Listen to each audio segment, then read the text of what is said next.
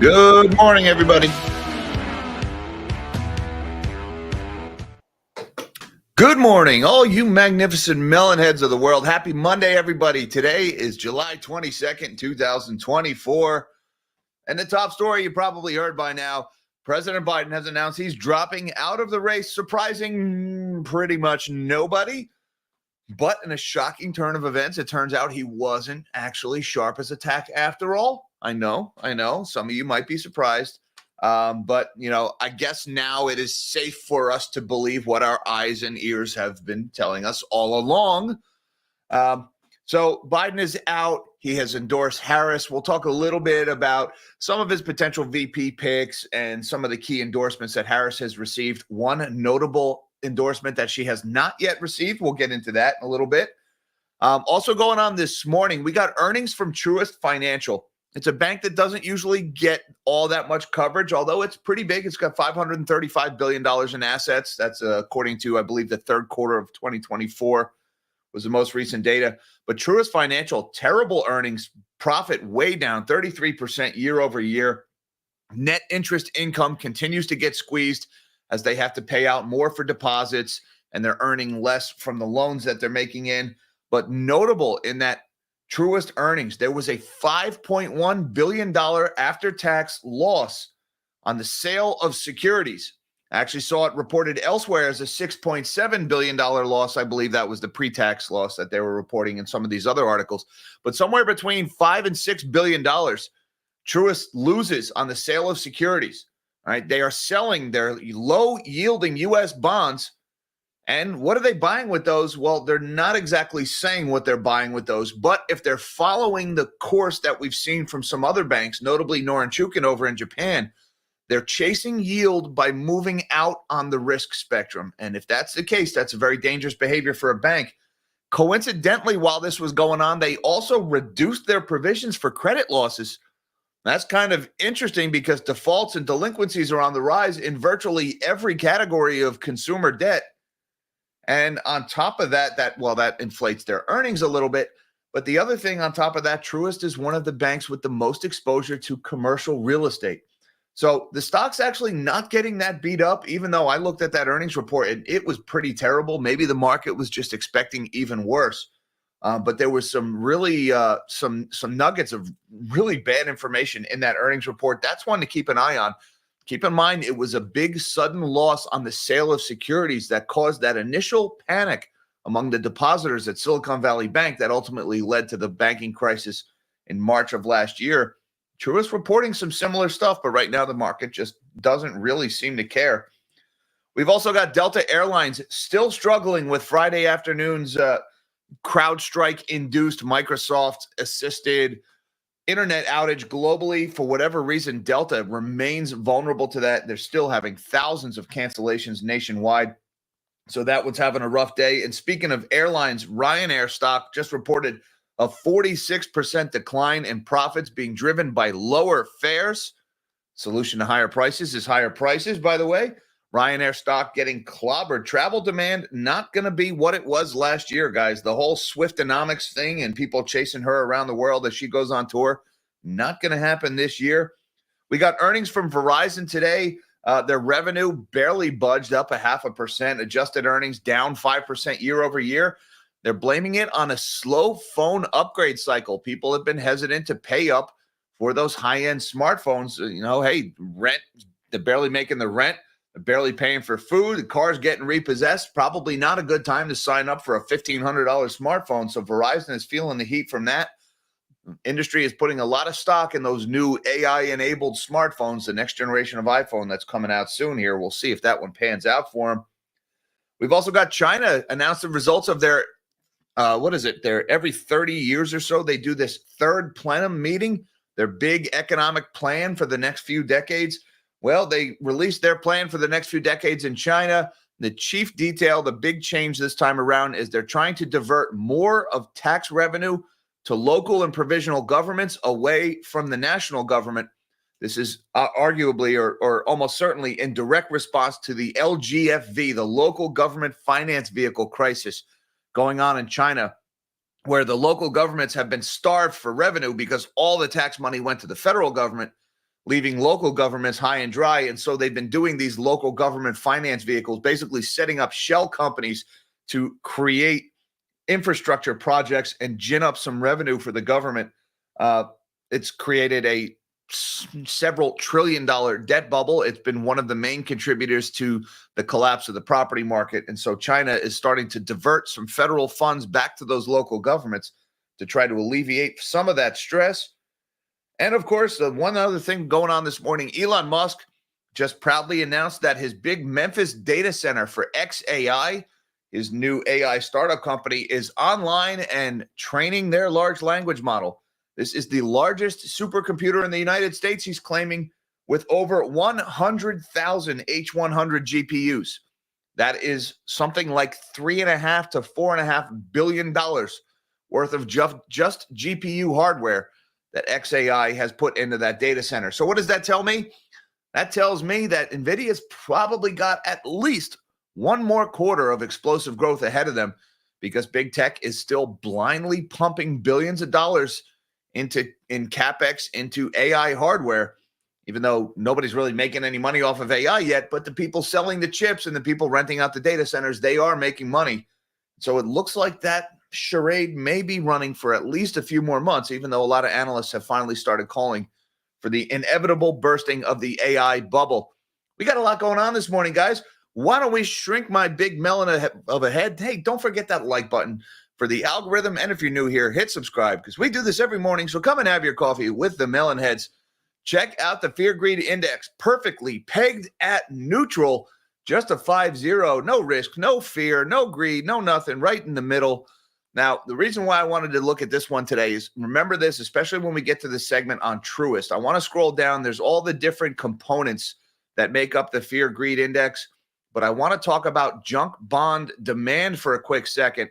This is in extreme greed territory, and this measures the spread between junk bonds, i.e. garbage debt that's probably not going to get paid back, and investment grade debts, your safer, lower risk assets. And the spread between the yield on those things has been trending down all year, and the spread is now lower than it's been in a long time into extreme greed territory. People are paying high prices for risky debt. All right. And that's driving the yield on that debt lower, causing the spread between the risk and the low risk to be minimized. People are not being adequately compensated for the risk they're taking. When we get to Truist, you'll see why that might be a problem and what might be causing that. So pay attention to that junk bond demand element of the Fear Greed Index. But right now, stocks are looking at a pretty good day ahead of them, where the S&P is up 39 points, about 0.75% higher to start the day, recovering some of the gains from some of the losses from last week. The Dow is up 70 points, or 0.17% higher. And the NASDAQ is way up here, 1.25%, up 238 points, wiping out a third of the losses from last week. So the NASDAQ is having a really good morning here. People are bidding up tech once again. The dip buyers have arrived. The dollar is a little bit weaker here, down 4 basis points at 104.35, essentially flat for the day. And looking at bonds, we got not much movement here, a little bit lower on the long end, a little bit higher in the middle. The 30-year Treasury is down 3 basis points at 4.419. The 10-year's at 4.215. That's down 2.5 points. The 2-year's at 4.517, up 1 point, and the 1 month is at 5.37, essentially unchanged. Looking over at the commodities board, another rough morning for metals here. We've got spot gold down a little bit here, $1.76 lower, 0.08%, but more importantly, below that important 2,400 level, currently at $2,399.06 for spot gold. Spot silver's having another rough morning, trading at $28.95, below the $29 level. That's down 27 cents this morning, or about 0.93% lower. We've got September copper futures down 1.33%. October platinum futures down 1.8%. September palladium futures down 1.5%. And September WTI crude oil futures are at $78 flat, down another 65 cents this morning. Oil sold off a couple of bucks over the last couple of days here, down again this morning. Looking at the silver chart, unfortunately, my favorite of the shinies continues to sell off here. 4 big red candles in a row for silver, approaching that 28.30 support level. I got another support level around 28.70 before that. But my favorite of the shinies not looking so good here. Bitcoin, meanwhile, had a pretty good weekend. It was up again. Particularly Bitcoin did pretty well yesterday on the news of Biden dropping out of the race. Currently, though, trading at $67,810 on Coinbase. It's down about $375 this morning after rising over 68,000 at one point over the weekend. And we don't need to look at this one. Now let's talk about the main story here. Biden has ended his failing re-election campaign and backs Harris as a nominee.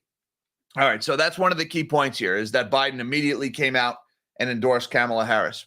So Harris automatically becomes the front runner. Harris has also received some key endorsements from both Hillary and Bill Clinton. So the Clintons have endorsed. We talked about Biden endorsed her. Also, Gavin Newsom has endorsed Kamala Harris. That's important because Gavin Newsom was one of her biggest rivals for the ticket. So Newsom endorsing Harris is a big move. That basically cements the left wing of the party firmly in the camp for Harris. Other key endorsements included Josh Shapiro, Pennsylvania governor, endorsed Harris, and Andy Beshear, the governor of Kentucky, and Democrat Minority Whip Catherine Clark. She's the number 2 Democrat in the House of Representatives. Also endorsed Harris. Noticeably absent from that list of endorsements was former Democrat President Barack Obama. He has yet to endorse Kamala Harris. Keep an eye on that one. A lot of people are out there saying there's going to be a last-minute effort to squeeze Michelle Obama onto that ticket. And the fact that Obama still hasn't endorsed Kamala, maybe there's some credibility to that, maybe not. But right now, it's looking like Kamala has this one on lockdown. Now, as far as VP odds for Kamala, there's a couple of names are being floated. Josh Shapiro from Pennsylvania, he's the governor of PA. He's kind of considered the front runner right now. Pennsylvania is one of those must-win states for Kamala. Also, North Carolina Governor Roy Cooper has been floated as a possible VP. Michigan Governor Gretchen Whitmer has been floated as a VP. Michigan is another one of those states that they really need to take. And also as an outside kind of a dark horse in this race, I've heard Mark Cuban floated as a potential VP pick. Billionaire Mark Cuban, although I don't know if he wants the job. So that's pretty much the situation, guys. The Democratic National Convention, they're going to choose their candidate now. It's 3 weeks out. It's going to be a mess between now and then. There's going to be a million different polls showing Trump versus 5 different candidates in all the different battleground states. We really won't know what this race is going to look like for a couple of weeks here. Now, moving on, let's talk about Truist. All right, Truist is, again, a $535 billion bank. Small by JP Morgan standards, but bigger than the banks that went down last year. Truist profit falls on hit from securities sale and lower interest income. Pay attention to both of those categories. That's important. Truist Financial reported a 33% drop in second quarter profit on Monday, dragged down by a $5.1 billion loss on the sale of some securities and lower net interest income. The bank's result mirror earnings at several lenders, which have seen a decline in net interest income as high interest rates impede loan demand. Net interest income fell 2% to $3.58 billion. Average loans and leases decreased 6% from the same quarter last year, Truist said.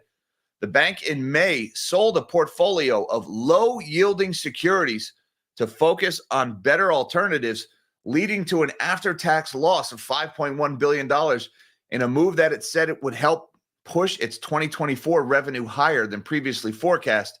Its second quarter profit was also dragged down by a $150 million charitable contribution and restructuring charges of $96 million, partially offset by the sale of its insurance business, the bank said. Now, they took in about $6.9 billion from the sale of that insurance business, so they sold off a big chunk of their business to offset the losses that they took from those securities. Now, some important things to talk about here. They sold low-yielding securities and took a $5.1 billion after-tax loss. All right, so they're selling low yield. Low yield is also low risk. This is a lot like what we saw with Norinchukin, who had a big negative carry on their U.S. and European bonds. So when they're selling them, they're selling their low risk, low yield, and they're saying they're focusing on better alternatives. Well, with Norinchukin Bank in Japan, who had a similar problem and a similar selling of securities announcement, they announced that they were going to be buying more CLOs or collateralized loan obligations, which are made up of a lot of really junk debt, zombie companies, commercial real estate, very risky debt. They were moving out on the risk spectrum to try to chase a higher yield. Now, why would they chase a higher yield? Remember, their net interest income is being hit right now. They're not making a lot of difference in the interest they're charging on their loans versus what they're paying for their deposits. So this bank is desperate for yield. And if you can't get it from loans, you got to go find it in the bond market. And that means taking more risk in the bond market. That's exactly what Norinchukin Bank is doing in Japan. And recall this extreme greed category here, junk bond demand. The spread between the riskier bonds and the less risky bonds is getting lower and lower. That's because I suspect a lot more institutions are out here doing that. They're chasing yield by moving out on the risk spectrum, taking more and more risk. And as more people do that, they're bidding up the price of that junk debt and bidding down the interest rate, causing this category to take it into extreme greed. So they're taking risk at a time when almost every single category of consumer debt, the delinquencies are on the rise. Now, another thing that's important with Truist earnings here was Truist reported, this is in the Market Watch article about the same earnings report, the bank's provisions for credit losses dropped to $451 million. That's down from $538 million in the year ago period, reflecting a lower allowance build. Net charge-offs, or the debt it's owed but doesn't expect to recover, were flat year over year at $442 million. So they're setting aside less money for people not paying them back. Oh, how much less? Almost $100 million less. Now, keep in mind, when they reduce their provisions for credit losses, that's a direct addition to their earnings.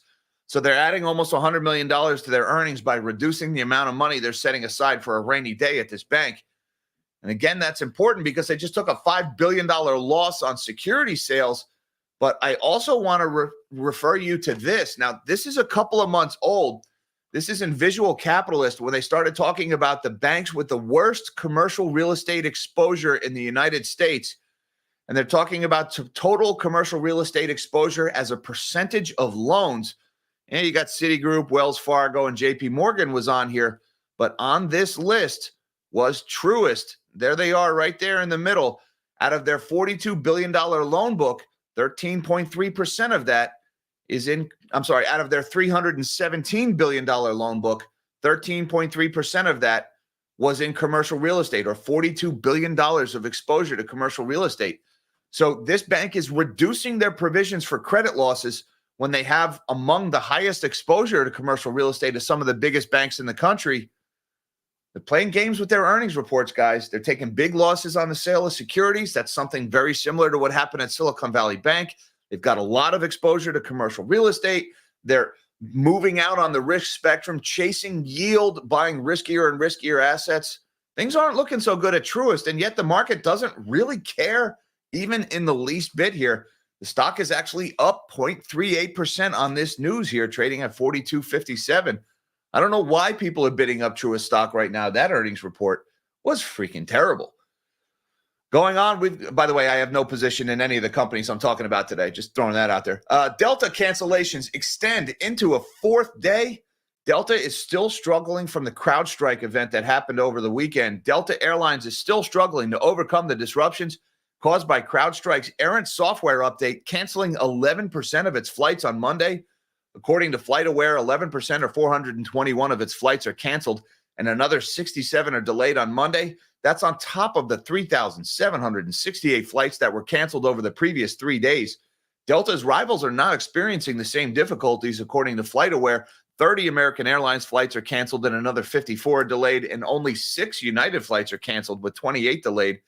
A statement from Delta CEO Ed Bastian noted that the tech disruption happened on the busiest travel weekend of the summer. Yeah, but again, it didn't affect your rivals there, Ed. So WTF is going on over at Delta. Delta has a significant number of applications that use Microsoft Windows, and in particular, one of our crew tracking related tools was affected and unable to effectively process the unprecedented number of changes triggered by the system shutdown. Our teams have been working around the clock to recover and restore full functionality, he said. Delta said it's issued a waiver and enabled itinerary changes at no charge and is offering meal vouchers and hotel accommodation where available. Probably little comfort to people who are stuck in airports. But meanwhile, Delta Airlines stock is down 1% this morning. It's kind of doing all right here, giving up a little bit of what it lost or a little bit of what it gained on Friday, trading at 44.95. That's down 49 cents. Speaking of airlines, we got Ryanair shares tumble as 14%. Ryanair shares tumble 14% as the budget airline reports a 46% fall in quarterly profit and sees lower fares. Guys, the airline stocks are getting clobbered recently. Have you guys noticed? Seems like almost like 2-3 times a week we're hearing from an airline who's seeing high double-digit declines in their earnings being driven by lower fares. This is cash-strapped consumers can't afford to fly. The airlines have to lower their fares in order to fill the planes. Ryanair shares fell on Monday after the company said its quarterly profit and after-tax had fallen 46%. And fares will be lower than expected in the summer months. At 11:28 a.m. London time, Ryanair shares were down 14.5%. The budget airline said the profit after tax in the 3 months to the end of June, Ryanair's first quarter, came in at 360 million euros, or about $392 million US. That's compared to 663 million euros over the same period a year ago. Ryanair cited weaker than anticipated fares and the Easter season falling into the previous quarter as reason for the drop in profit. It also comes despite a 10% increase in passenger traffic to 55.5 million during the quarter, Ryanair said on Monday. The airline said that this summer it was operating its largest ever schedule with over 200 new routes and 5 new bases, and yet they are down over 46% in revenue, on profit, and you can see, guys, this stock getting crushed here. Pre-market, Ryanair is down 14.52%. trading at $97.72. That's off by $16.60. It's on top of the 1 1/3% in the loss Friday. Ryanair is having a rough morning here. It's a bad time to be in the airline stocks, folks. Now shifting gears to smartphones, Verizon misses quarterly revenue estimates on slow phone upgrades. Pay attention, Apple and Samsung shareholders. Slow phone upgrades, that is not a good sign. Verizon Communications missed quarterly revenue estimates on Monday due to slow phone upgrades in the United States, taking the shine off strong growth in wireless subscribers and sending shares of the telecom firm down 3.4% before the bell. Price-conscious customers are holding onto their phones for longer durations than they did previously, which has hurt upgrade rates for telecom companies that offer promotional plans with new mobile phone lines. Verizon reported second quarter revenue of $32.8 billion compared with analyst estimates of $33.06 billion. Analysts have said Verizon is reeling from a historically low number of people upgrading their phones, although that could change when Apple releases its latest iPhones with artificial intelligence features later this year. Let me know in the comments, guys. Are you planning on buying a new iPhone with Apple Intelligence included? Is that gonna help Verizon's earnings next quarter? I don't know. Generative AI smartphones will be the next driver of growth for the smartphone market in the second half of the year after 5G and foldables, research firm IDC said last week. I don't know if that foldable was really a big growth engine either. I don't know many people with foldable smartphones. Again, I don't know about you guys. Maybe you guys know. Let me know in the comments. Verizon said it added 148,000 net monthly bill-paying wireless phone subscribers from April to June, which is above analyst estimates of 127,870 additions, according to Visible Alpha. That's a very specific number, by the way. It had lost 68,000 subscribers in the prior quarter. So Verizon's adding a lot of monthly subscribers, a lot of postpaid phone subscribers, which are historically very lucrative subscribers, but that is being offset by that slowdown in the phone upgrade cycle. Verizon shares are down 4.7% here this morning, trading at $39.67. That's down almost $2 after falling 1% on Friday as well. Not a good time for Verizon shareholders here. Now let's talk real quick about China. Xi vows to rewire China's finances and help the indebted regions. Tax reform aimed at easing local government's debt burden, and the third plenum signals no shift from the top leader's big vision. President Xi Jinping unveiled sweeping plans to bolster the finances of China's indebted local governments as the ruling Communist Party announced a long-term blueprint for the world's second-largest economy that offered few major surprises. China's top leader mapped out measures for fixing the debt crisis facing regional authorities in a near 22,200-character resolution of a major meeting published by official Xinhua news agency on Sunday. Those plans, already hinted at by state media, centered around shifting more revenue from the central to local coffers, such as by letting regional governments receive a larger share of consumption tax. Xi's proposal marks the third major taxation and fiscal reform in recent history, said Ding Shuang, chief economist for Greater China and North Asia at Standard Chartered PLC. He cited the 1994 move to increase the central government's share of revenue over regional authorities and a string of decisions starting in 2013 that allowed localities to issue bonds on their own as a major shift. Now, this chart here is showing the budget surplus in pink for China's central government, and then in yellow is the cumulative local government's deficit. You can see local governments have been going further and further into debt as more and more tax revenue has been sent to the central government, causing those local governments to take some pretty risky bets, like creating these local government finance vehicles that are taking out trillions and trillions of yuan in debt to finance infrastructure projects that aren't really needed. And of course, that has only helped to further inflate the property bubble that's now bursting in China. So this move here to divert some of the Chinese government, the federal government monies back to the local governments, is partially walking back that policy that helped to create this real estate crisis. The central government's income was set too high, and now it's being adjusted, Ding said of the framework set under President Jiang Zemin. The changes will alleviate the imbalance between the central and local government spending responsibilities and income. So is this too little, too late? Probably, but it will help at least a little bit in alleviating those local government debts. And the last story I want to talk about today, training start at Musk's XAI supercomputer facility in Memphis. There's a picture of that facility there. Elon Musk is spending buku bucks on H100s, NVIDIA GPUs. Training is now underway for those who will be working with the world's largest supercomputer in Memphis. Musk posted on X Monday that training started at 4:20 a.m. and is the most powerful AI training cluster in the world. Here's a tweet by Elon Musk saying, "Nice work by XAI team, X team, and NVIDIA, supporting companies getting the Memphis supercluster training started at 4:20 a.m. local time with 100,000 liquid-cooled H100s on a single RDMA fabric. It's the most powerful AI training cluster in the world." Elon Musk's XAI company will be the largest capital investment by a new-to-market company in the city's history. So, guys, 100,000 liquid-cooled H100s. That is, no, sorry, it's taking me to Twitter there. That is somewhere around $3.5 to $4.5 billion just in GPUs right there. An H100 sells for about $35,000 to $45,000, depending on the source you're buying it, with 100,000 of those. Now, guys, this just goes to show you that companies, big tech companies, are still forking over big bucks for these GPUs. And remember, NVIDIA's earnings are not derived by how much money the AI startups are making. NVIDIA's earnings are derived from how much money the AI companies are spending. And right now, the AI companies are still spending billions and billions of dollars. So those 100,000 GPUs, I don't know how many of them were purchased in this current quarter, how many of them are going to be booked in the next quarter or previous quarters. But at the very least, you've still got ridiculous amounts of CapEx among big tech companies. So we probably have at least one more good quarter of NVIDIA's earnings ahead of us before this bubble bursts. Although pay attention to that guidance. That's going to be the big thing. NVIDIA's forward guidance will determine when this bubble bursts.